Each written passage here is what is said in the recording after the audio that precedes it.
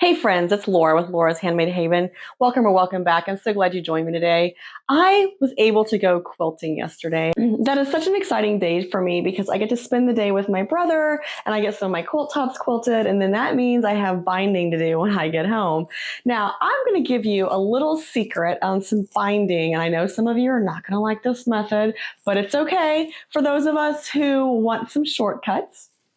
And those of us that know that sometimes you're just making a utilitarian quilt and it's not going to be a show quality quilt, and it's not going to be one that you're planning on having continue through generations and generations, but it's just a quilt that you're going to use for a throw. You're going to launder it a million times over, and maybe you're just going to use it for a picnic blanket. I want to give you a shortcut that my grandma always did on the binding, and I started trimming this one up and I thought, oh, I should share this because I don't think I have seen very many people do this, but I'm telling you, I have quilts from my grandma that were done like this and they are still holding up fine, and they're like 40, 50 years old. So let's go over to the cutting table and let me walk you through what we're going to do to make our binding process a little bit simpler. I actually have two of these berry jam quilts that I've put together out of scraps of my Lori Holt fabrics.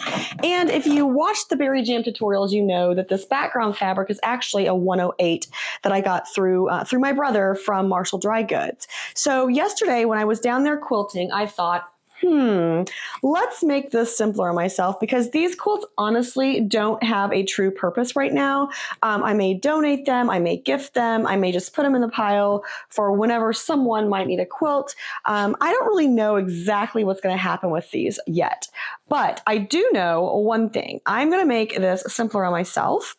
And I'm going to do back to front binding. So what I like to do when I do that is you want to trim it down to about 1.5 inches from your edge. Now, the thing is you have to make sure you're trimming your quilt top square at the corners, and you also want to make sure that you're trimming your batting down as close as you can to the top of the quilt. So you can see right here that I do have some little trimming to do. Just to make that easier, I'm going to mark it with a pencil and then I'll cut it with my scissors. So I'm just going to make a mark on here with my pencil, and I know that that is the straight line now. Somehow that got off a little bit. Who knows? It might be when I sewed it. It might be when I quilted it, the fabric stretched and quilted it down like that. I'm not really positive, but I do know before I cut the backing fabric, I want to make sure that that is pretty square on the corner. All right, so I'm going to measure 1.5 inches out from the edge of my quilt top, and I'm just going to cut my backing fabric. Now, if you're planning on doing this and you don't long arm your own quilts, make sure you tell your long armor to leave your backing fabric intact. Do not trim your quilt top down square with the quilt top because you're going to be trimming this down on your own at your home. All right, so again, just 1.5 inches from the quilt top edge. And now I'm to the next corner, and I'm just gonna measure this out. And that actually looks pretty square, so I'm gonna go ahead and, actually, no, it doesn't. Let's do this. Yep, all right. Cut that off just to get it out of my way. Now, the other thing I'm gonna do is, again, I'm going to take this ruler, line it up on the corner. That actually is pretty good. So I'm just going to mark this with my pencil, just a little bit here in the corner that needs to be trimmed off. Flip this corner up and trim it right on my line. Put those things to the side. And then I'm going to go ahead and continue around the quilt at 1.5 inches from the quilt top edge, trimming off this backing fabric.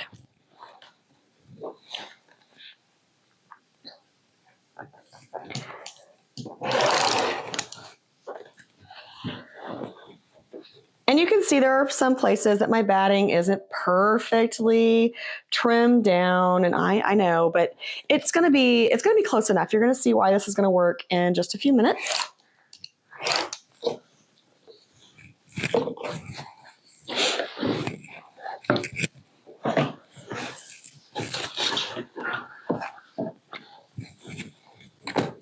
All right, now that we have that all trimmed down, we're going to head over to the sewing machine and stitch our binding down on the quilt. Now, I do have a couple places on here, like right here. I'm going to trim this batting up just a smidge. Just don't want that extra bulk in there. And you might be able to tell right here. Let me move you closer. Here's another advantage of long arming your own quilts. You see this right here? This is actually overlapped batting, and it goes up through the entire quilt because I didn't want to cut a new piece of batting for this quilt. And so I used 2 or 3 pieces. I think there was 2 on this one that I basically overlapped them and then quilted it down, and it was fine. Now, some people call that Franken batting. I call that using your resources wisely. All right, so at the sewing machine, I have my 1/4 inch piecing foot on just because that's just what I use to do my binding most of the time as well. I am using a Juki DX7. I am using a straight stitch. It's just set to the default of 2.4 on the length. My top thread is a Gutermann 100% cotton gray thread. My bobbin thread is actually white, and I just went ahead with white because I quilted the entire quilt with white thread. So I just decided that I wanted the binding on the front of the quilt. I wanted that thread color to kind of blend in with the binding, but on the back, I just want to go ahead and stick with the white just because that's what I've used on the entire quilt. So this is what I'm going to do. I'm going to fold this in half down to the quilt top edge, and I'm going to fold it on over. And this is my binding. Now, with my 1/4 inch piecing foot, I have the edge over here that's a 1/4 inch, and then I have this interior edge, which is probably around 1/8, and that's what I'm going to use to run right along the edge of my binding, and we will get this put together lickety-split. Now, this is not true double fold binding. I do have 2 layers on the top. That it is only 1 layer coming around from the back. But instead of going around this quilt twice, I'm going to go around it once, and it's going to be done. Like I said, this is a method that I've seen on my grandma's quilts, and I saw her do many times when I was little.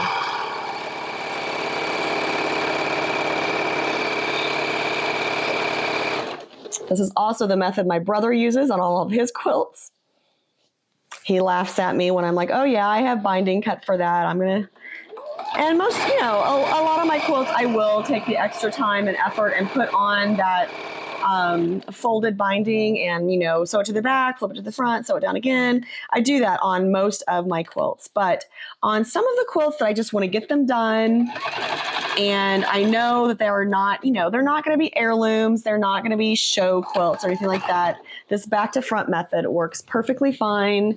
I have never had a problem with my quilts, fraying or anything on the edges from this. And to be quite honest, if you use a nice quality backing fabric, then it's really, in my opinion, perfectly fine to do this.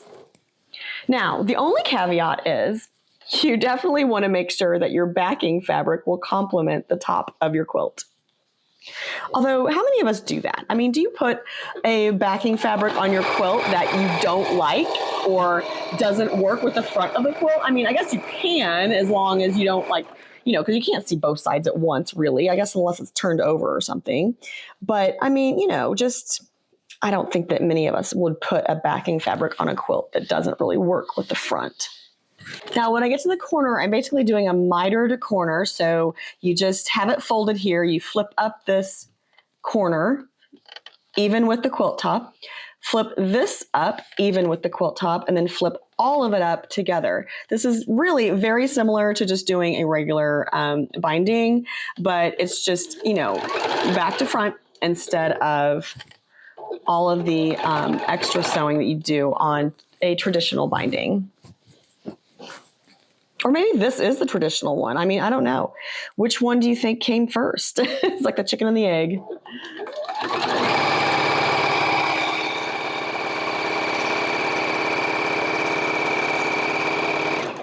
I will say one finishing technique that I don't do very often that I really love and appreciate the look of are the prairie points.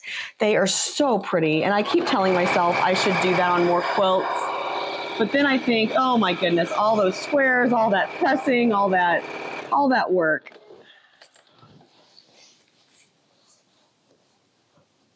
If you do prairie points on your quilts, I am in awe of you. Here we are at the corner again. So again, we're just going to flip this up even with the quilt top, flip this up even with the quilt edge, and then turn the entire thing over to make that mitered corner.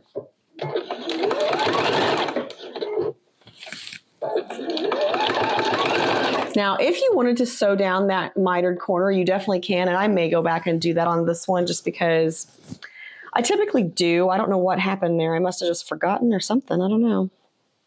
Silly me.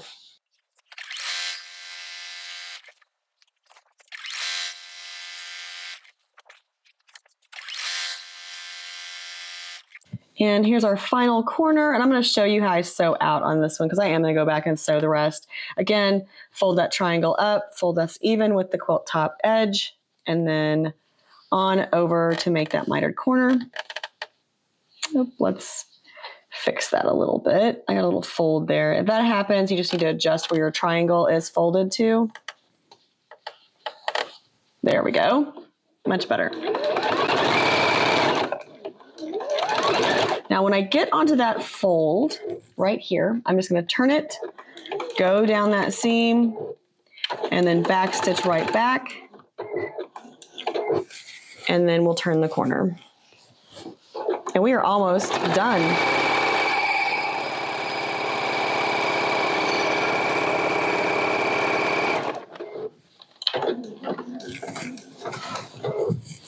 Now, like I said, I am going to go back and do these corners, and then we'll have the wrap up and reveal.